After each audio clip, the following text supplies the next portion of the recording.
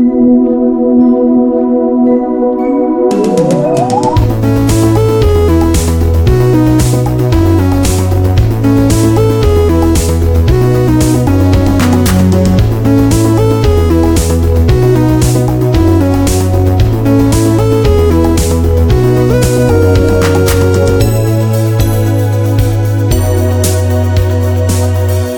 welcome to the Pop Filler Podcast. I'm Philip. Let's get into the mailbag and see what you've shared.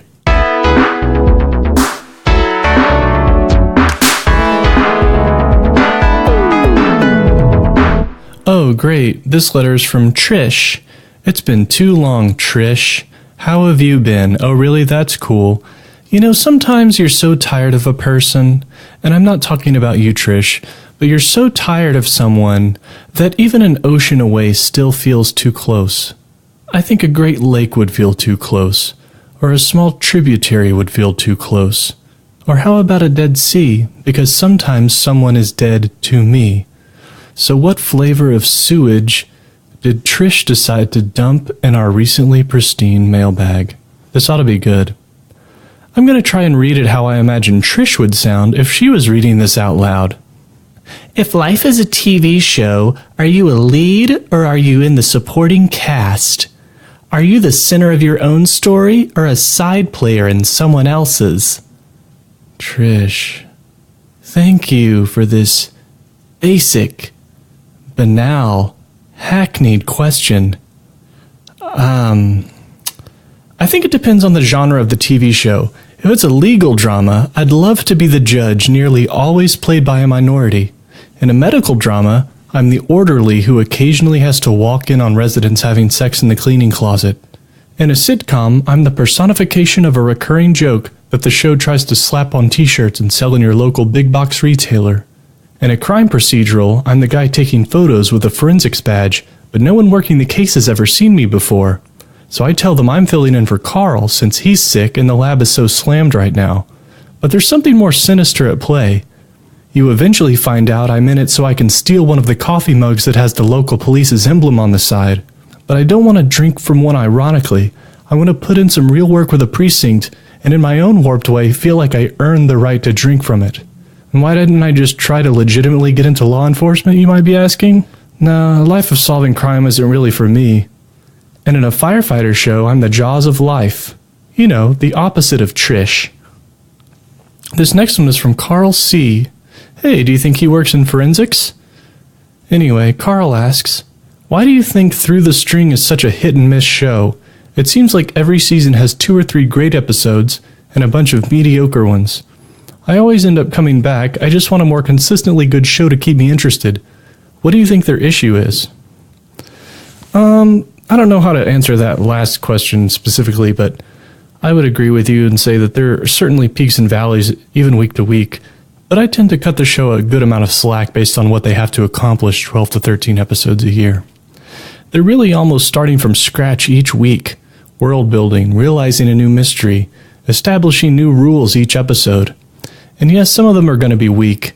It could be the writer's concept was too ambitious or not ambitious enough. I think it's just kind of like mining for gold in the river. You sift and you sift until you find something that catches the light. I still like Through the String, though, maybe most of all because it's such a great platform for creatives, for people to do one-offs, so they can get in, execute a tight 45 minutes of weird entertainment, and then move over for the next person. Now, prepare to be taken to the farthest reaches of what you think you know as we poke, prod, and discover our world anew. It's time for confounding experiments.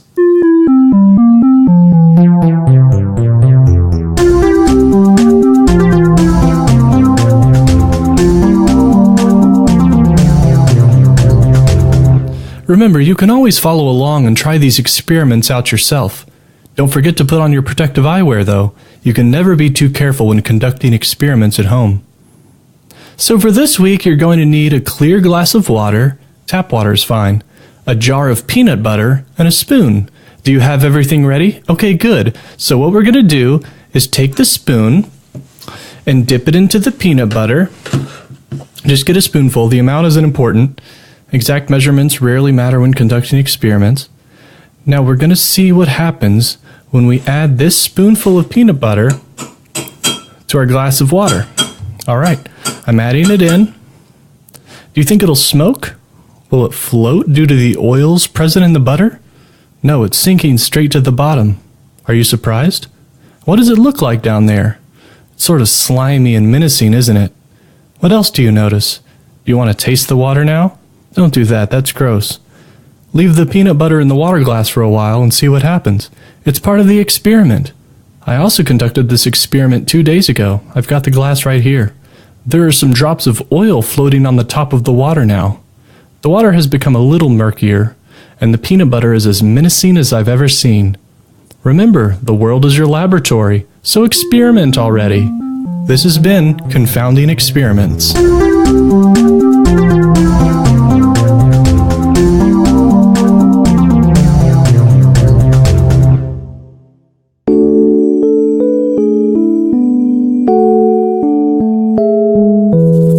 Dear Diarrhea, I recently cleared off the desktop of my computer. I wanted to refresh and organize my workspace, and this seemed like a good place to start. I deleted some things, and I filed away other things into new or existing folders. Here are some of the things I came across in no particular order. There were some media files, including ancestry photos from maternal and paternal great-grandparents, no relation to each other. Also some artwork files for a podcast, the Pop Filler Podcast. There were also some miscellaneous music files, voice files, podcast episode exports, and there was a renter's insurance policy from 2 years ago, some DocuSign documents for setting up a mortgage, a photo that I printed out to gift my grandmother for Christmas, 4 desktop shortcuts to games that I no longer play, some images of a proof of purchase for socks. I was able to send this in for a free second pair of socks. There was a public domain ebook file for A Princess of Mars, which I've still yet to read. There was some shaky cam footage of our empty kitchen, which I don't remember recording. Some animated GIF projects that I was working on. A screen capture of some verbiage about being enrolled in an HDHP. Quick acronym shout out, that's High Deductible Health Plan. And that was about it. The process took around an hour, and it's now calming to look at my sparsely populated desktop. The remaining items include the recycle bin, a shortcut to my computer, 1 desktop shortcut to a game I don't play anymore, a shortcut to podcast files, and a folder for animated GIF projects. For my desktop background, I selected a solid color. The color I selected is a neutral gray called Storm.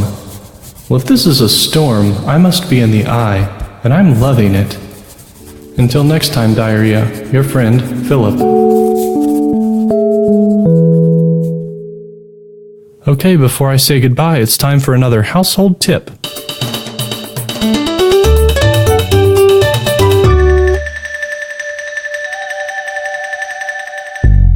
When we moved into our house, we found a rusty cauldron in the attic.